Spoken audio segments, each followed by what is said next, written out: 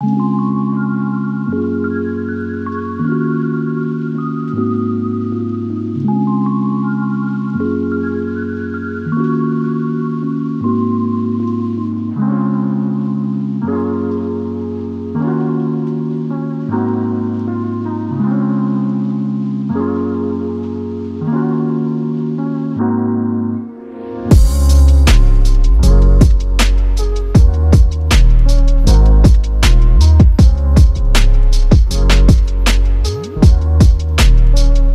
to another video from Chandler Park Goat Stud. We're here in the kidding paddock. It's been a busy couple of weeks so far, but we're very nearly at the end of it. We've got 3 more does to kid, and then we are done for 2020, or until autumn rolls in. But oh no, that'll be 2021. So yeah, we're done for kidding 2020. And this is Sage. As you can see, she's still a bit mucky, but she is feeding all 3. That is fantastic. Good job. And then down here we got Norman Nugget. Yes, you know who you are. Norman Nugget. And I think we might make these. We get quite a few requests from people who want wethers as pets. And these guys are so friendly that we might make you a pet somewhere. It'll make someone very happy. Say hi, Faithy. Little one there. Hi. Hi. Where's your brother? There's your brother. That's a little one again. Coda. Coda. There's a little one there. Goodbye. So what do the colours mean maybe on the ears? So if this one is orange, if their ear tags are yellow, they are boys, and if they are not yellow, if they go orange, then they're girls. We got to go see if there's an afterbirth, don't we? Yeah. Because we don't want to leave it in the paddock, because that attracts the crows and the eagles to come. Yeah. But yeah, this is definitely my favourite time of year at the moment. There's so much grass in the paddock. Everyone's happy. It's warm. It is the best. But with the warmth and the long grass in Australia, we do have to start being a little bit careful where we stand and where we go, but that's just part of it. But yeah, they can't keep this down quick enough. And I've got to fix this, because in Australia, see where the grass is touching the electric fence, it's dying. And in a couple of months' time, when all this paddock is dry, then that's a fire risk. So that's something we've got to keep on top of. So over here at the moment, we've got our autumn kidders.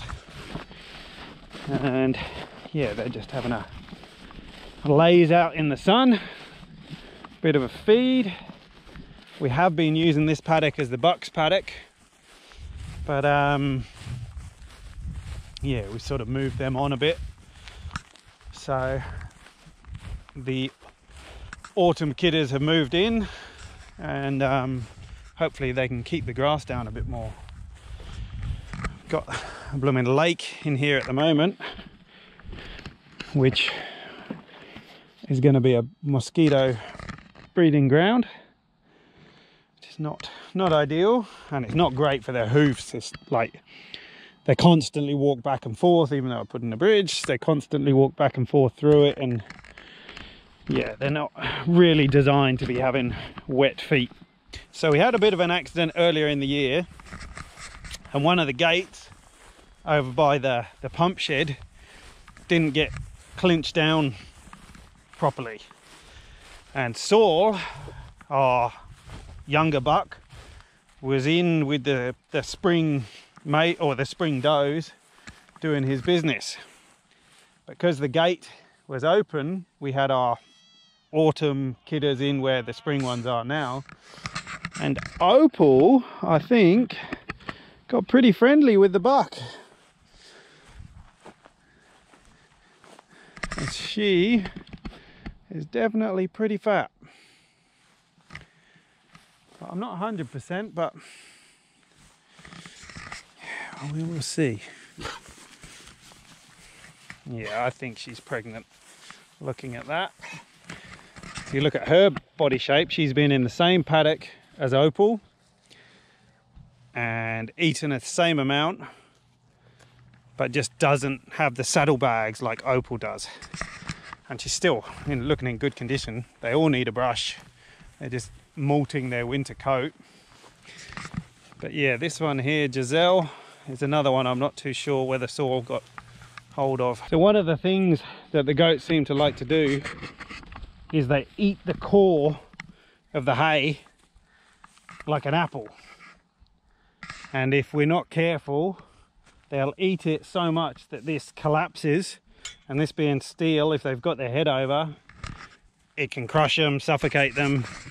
So we just use these ratchet straps and just give them a couple of cranks every day, and it seems to stop it falling. But yeah, they're not really eating much at the moment. There is so much feed that they don't know what to do with themselves, which is a very nice position to be in, because being Australia in the summer, the kidding paddock pretty much turns to dirt. But we will see, because they are predicting a wetter October and November. So if that happens, it'll be very interesting to see how long the grass lives, or how long there's grass in the paddock. Because this time last year we started kidding later. The first one was born the 13th of October, and then 6 weeks from that, so sort of end of November, there was nothing. The last one to kid was just kidded on dirt. So yeah, it will be nice if we get grass for longer. Means we have to buy less supplementary feed, and yeah, we like that.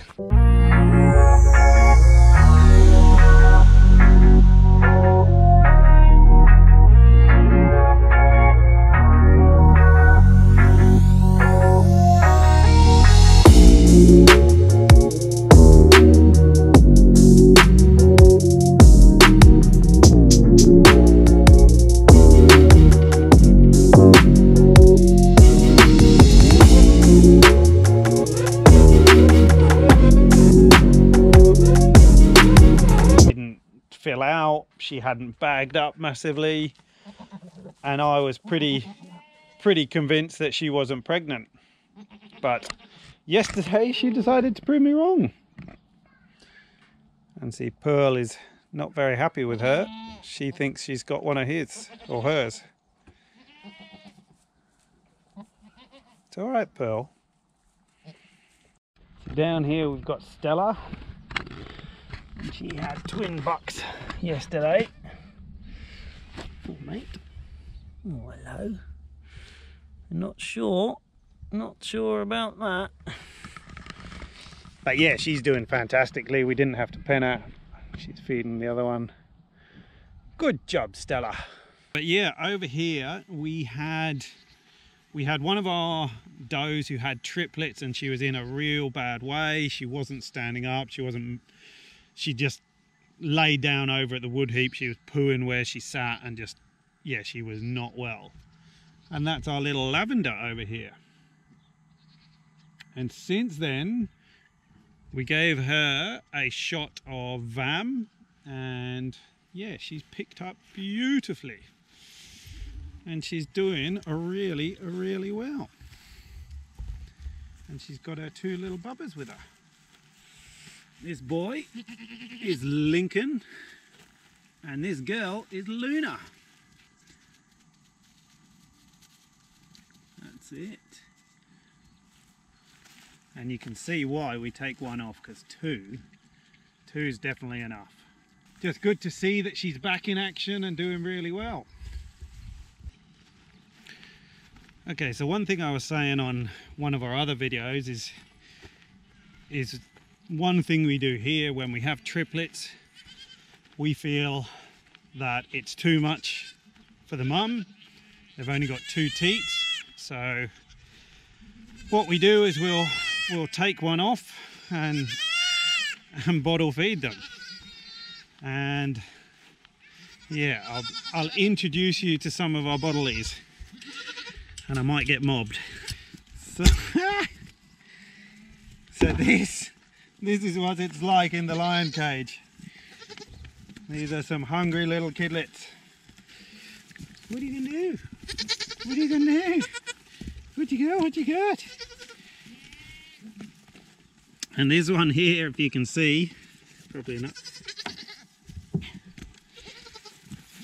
is 81's only been in here a little bit, but she's doing pretty well. Penny was one of the first ones to go in here. She nearly died, but I managed to save her, and she is looking super strong. But that's it. They're very resilient creatures, but they're so fragile in the first week, even 2 weeks. But once you get them through that, then they're pretty tough little critters. Oh my God, I can't even put my feet down. And as you can tell, this is probably one of the worst bits of the job. Hate every minute of this. What are you doing? Alrighty. Oh, this is good. Here comes. If you remember from my earlier videos, there was one I called the problem child. So what she was doing, she was feeding the doe with the orange tag, but she wasn't feeding number 41. The only way he could get a feed was when the doe was feeding, he'd jump on.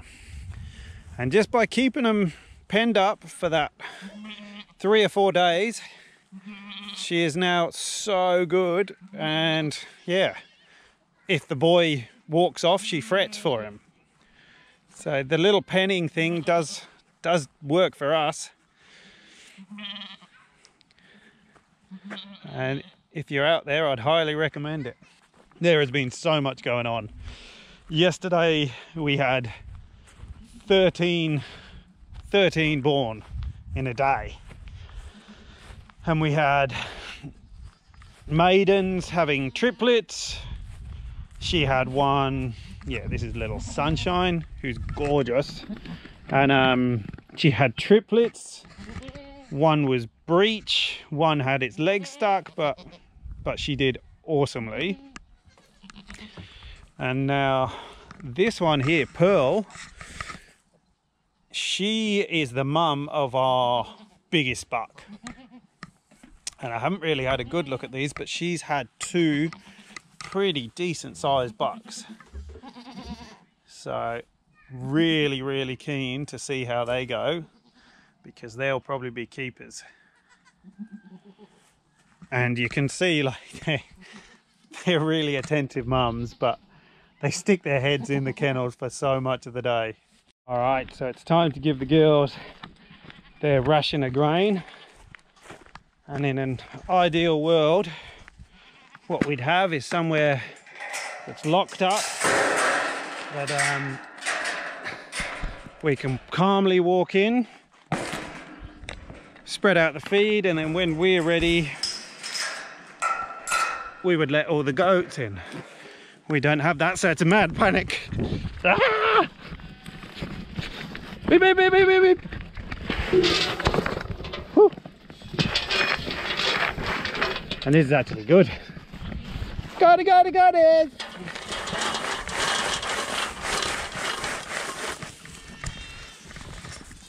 Come baby, come baby!